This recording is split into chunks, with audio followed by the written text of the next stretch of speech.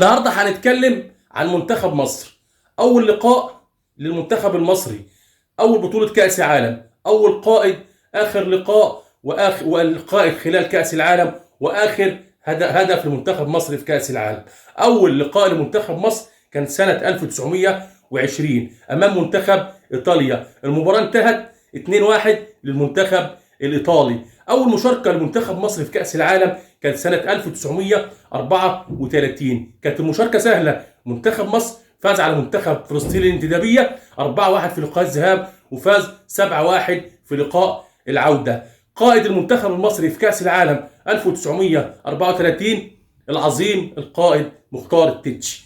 أول هدف أحرزه منتخب مصر كان من خلال المشاركة الأولى في كأس العالم أمام منتخب المجر، وما أدراك منتخب المجر صاحب السمعة الكروية العالية في ذلك الوقت.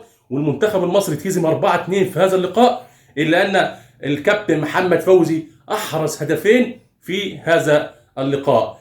المنتخب المصري آخر بطولة كأس عالم شارك فيها كانت سنة 2018. كان القائد الفعلي، القائد الرسمي في هذه المباراة في خلال كأس العالم هو عصام الحضري. على أرض الملعب في أول مباراة كان أحمد الشناوي.